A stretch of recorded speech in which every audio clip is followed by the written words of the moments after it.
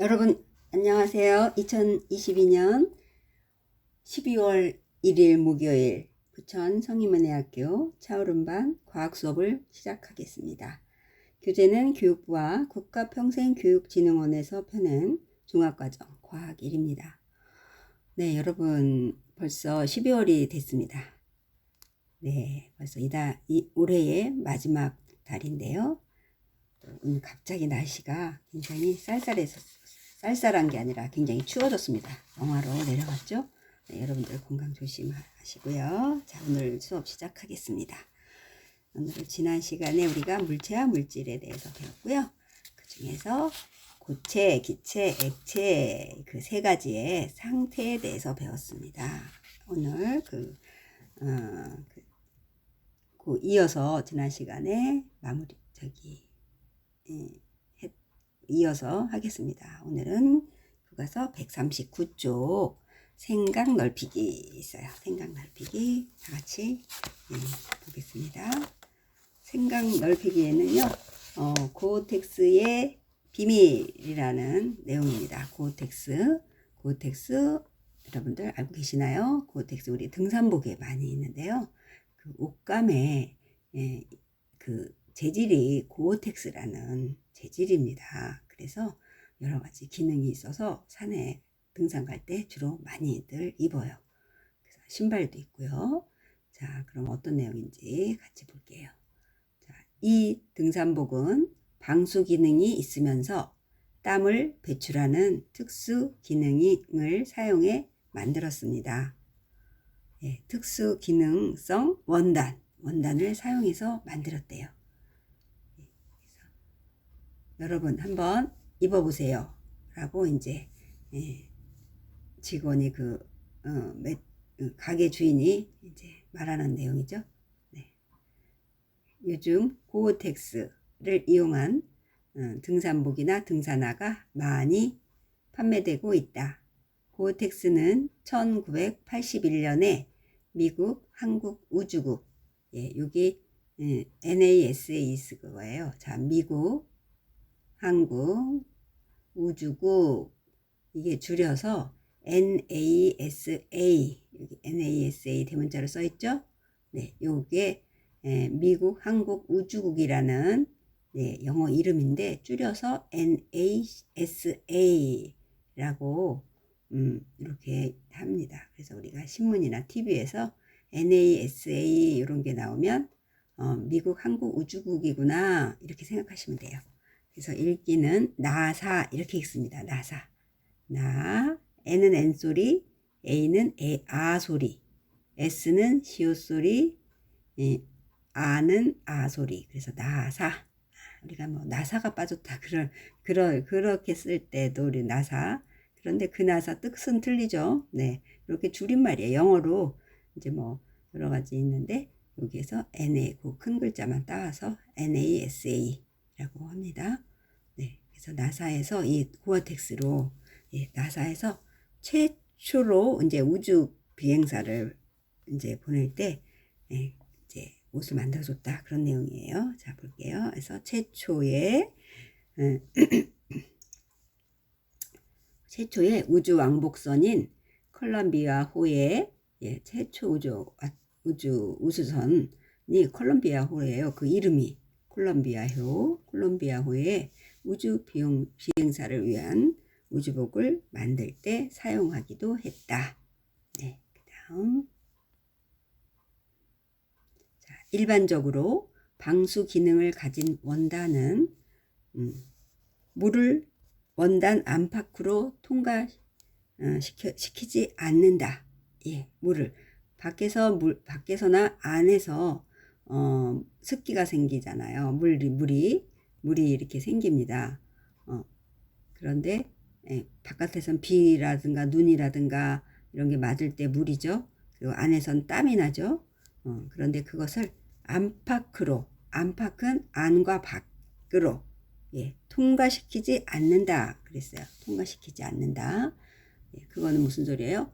밖에서 비가 와도 물이 안으로 들어가지가 않고 통과되지 않고 안에서 땀이 나도 밖으로 배출하지 못한다 이런 얘기예요. 그렇죠? 그래서 일반적으로 일반적으로 방수 기능을 가진 것, 원단. 일반적으로 방수 기능을 가진 원단은 이제 이런 점이 있어요. 밖으로도 배출 못하고 안으로도 들어오지 못해요. 안으로 들어오지 못하는 반면에 또 밖으로도 못 나가요. 그래서 계속 보면 따라서 비나 눈에 의해 옷이 젖지 않도록 하기 위해서 이 원단을 사용하면 몸에 생긴 땀을 땀은 밖에서 눈비는 들어오지 않지만 몸에서 생긴 땀은 외부로 배출하지 못하는 단점이 있다 그랬어요. 네, 바깥에서도 물이 안 들어오지만 못 들어오게 하지만 안에서도 밖으로 못 나가게 하는 그런 단점이 있었다 그런 거예요. 계속해서 보겠습니다. 자, 고어텍스에는 우리 눈에 보이지 않는 구멍이 매우 많은데 이 구멍은 물방울 입지보다 작고 수증기 입지보다 크다. 따라서 고어텍스 바깥쪽의 물은 몸 안으로 들어올 수 없고 몸에서 발생한 땀은 수증기로 변해 고어텍스의 바깥으로 배출할 수 있다 그랬어요. 네, 요게 그 고어텍스는 그래서 그 단점 그 방수 원단의 단점과 다르게 우리 눈에 보이지 않는 구멍이 매우 많대요. 우리 눈에는 보이지 않아요. 그런데 구멍이 매우 많아서 물방울보다도 작고 수증기 입자보다는 좀 크다. 수증기 입자보다는 조금 크대요. 그래서 고어텍스 바깥쪽의 물은 입자가 크죠. 그래서 안으로 들어올 수 없어요. 촘촘해서.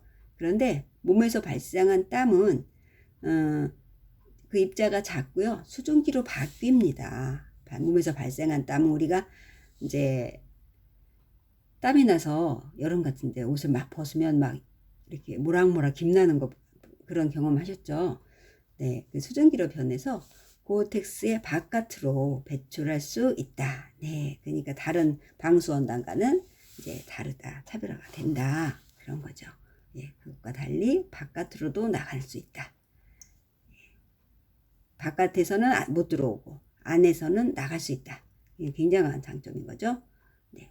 그 다음 고어텍스는 자주 세탁하지 않는 것이 좋다. 얼룩동으로 인해 세탁해야 할 때에는 미지근한 물에 중성세제를 이용해 가볍게 눌러 세탁하고 통풍이 잘 되는 그늘에서 건조시켜 고어텍스의 기능성이 유지되도록 해야 한다. 그랬어요. 네, 세탁 방법이 나왔습니다.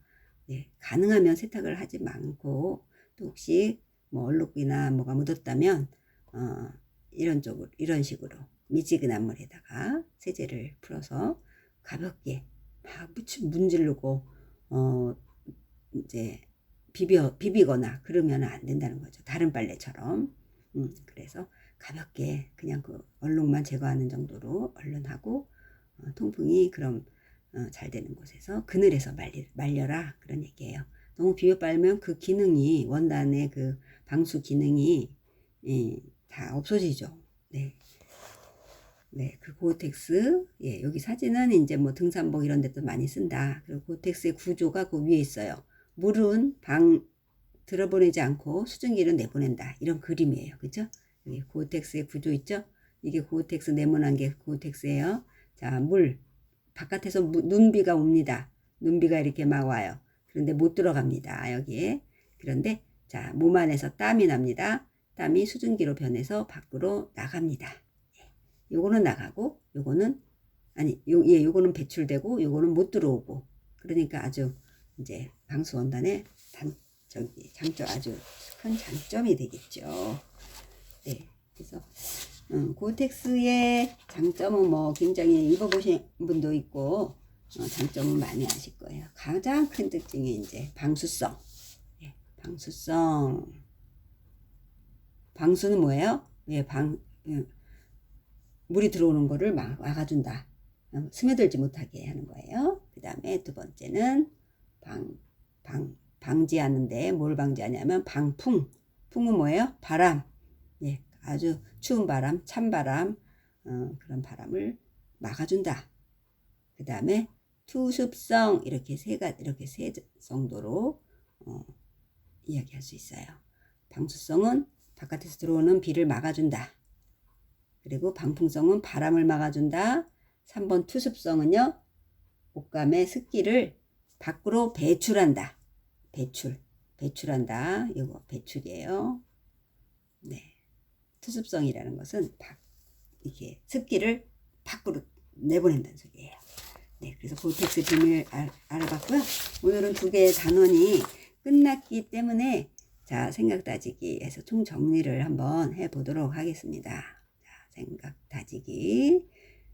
자, 좀 한 5가지 문장 정도로 정리를 해 놓았습니다. 자, 물질과 물체에 대해서 우리 배우셨죠? 이번 단원에서. 그래서 물체와 물질 다시 한번 살펴볼게요. 자, 1번. 일정한 크기와 모양을 가지면서 공간을 차지하는 것을 우리는 물체라고 합니다. 자, 일정한 크기 그리고 모양이 있어야 돼요. 예. 그리고 또 공간을 차지해야 돼요.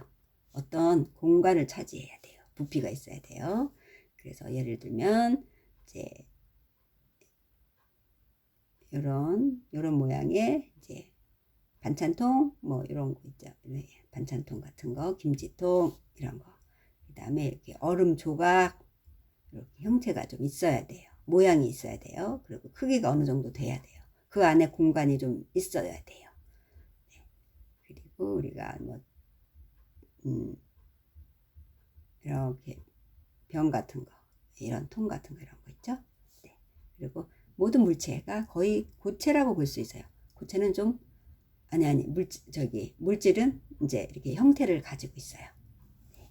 그 다음에 2번 갈게요. 물체를 이루는 여러 가지 재료를 물질이라고 한다 그랬어요. 물체, 이런 모양을 가진 물체를 이루는 여러 가지 재료들을 우리는 물질이라고 한다. 그래서 이제 이렇게 이제 이런 빵 같은 것도 이제 교과서에서 배웠는데 빵이 있어요. 빵도 고체예요. 그런데 물체예요. 하나의 어떤 물건이죠. 네, 물체예요. 그런데 재료, 여기 빵을 만들 때는 뭐가 필요해요? 밀가루, 또 물, 뭐 소금, 뭐 이런 거 필요하겠죠. 설탕, 우유 이런 거, 예, 이런 것들은 재료가 되잖아요. 빵의 재료. 그랬을 때 이런 것들은 물질이라고 합니다. 네, 그리고 여기서도 이제 이런 통을 만들 때 여기 이제 유리인지 뭔지, 그래서 유리를 만드는 재료, 그것들을 우리는 물질, 아주 유리병, 이런 병 형태가 있는 그거는 물체, 이렇게 이야기를 합니다. 네, 그 다음에 3번. 담는 그릇에 따라 모양이 변하지 않으며 흘러내리지 않는 상태, 이런 것을 우리는 고체. 모양이 변하지 않아요. 어지간해서는 담는 그릇에 따라서, 어디에 담느냐에 따라 우리가 이제 흘러내리지도 않아요. 그런 것을 우리는 고체라고 합니다. 딱 그래서 여기서 고자는요, 이렇게 쓰는데 이렇게다가 또 네모를 여기다 안에다가 이렇게 고자는, 고체할 때 고자는요, 단단하다는 뜻이에요. 단단하다. 그래서 좀 딱딱한 느낌이죠. 그래서 고체는 단단한 물질이다. 그래서 얼음이라든가 얼음, 그리고 숟가락, 예, 숟가락 또 뭐가 있을까요? 예, 양초, 예, 양초. 그다음에 초콜릿 있잖아요. 초콜릿, 예, 초콜릿 이렇게. 초콜릿 이렇게 아시죠? 네, 초콜릿 이런 거는 어느 정도 크기가 있어요. 그렇죠? 크기가 있고 부피가 있어요. 이런 것들을 고체라고 합니다. 그다음에 그다음 담는 그릇에 따라 모양이 변하며 흘러내리는 물질의 상태를 액체라고 합니다. 그래서 여기 액자는요, 상태를 여기 액체가 있죠.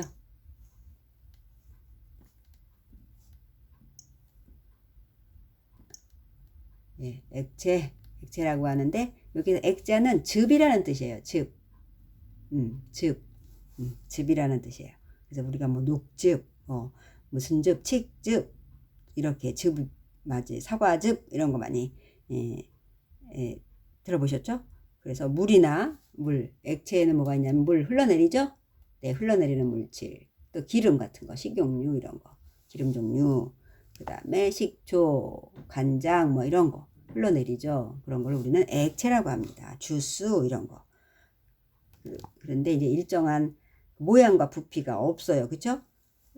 저기 종재기에 담으면 종재기에 그 모양이 되는 거고, 사각병에 담으면 사각 모양이 되고요. 둥근 모양인 병에 담으면 둥근 모양이 됩니다. 그래서 담는 그릇의 모양에 따라서 모양이 달라진다. 예, 그렇게 알고 계시면 되겠습니다. 그런 것들이 우리는 액체라고 합니다. 액체 너무 잘 아시죠? 네, 그 다음에 5번 일정한 모양과 부피를 지니지 않으며, 네, 일정한 모양과 부피도 없어요. 일정 모양도 없어요. 그리고 힘을 가하면 부피가 크게 변하는 물질의 상태를 기체라고 한다. 네, 힘을 가하면 부피가 크게 변한대요.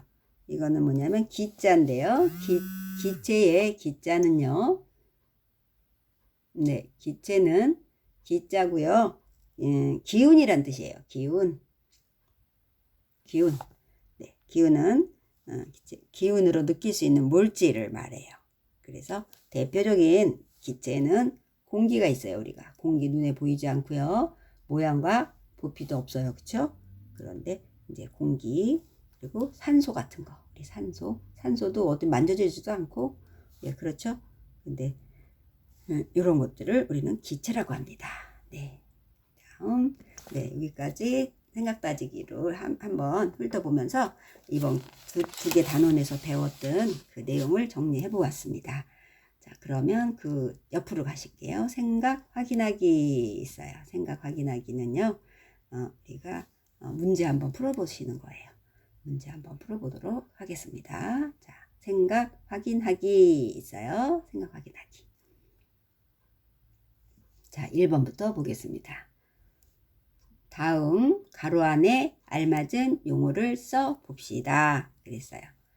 알맞은 용어는요. 자, 물체를 이루고 있는 여러 가지 재료.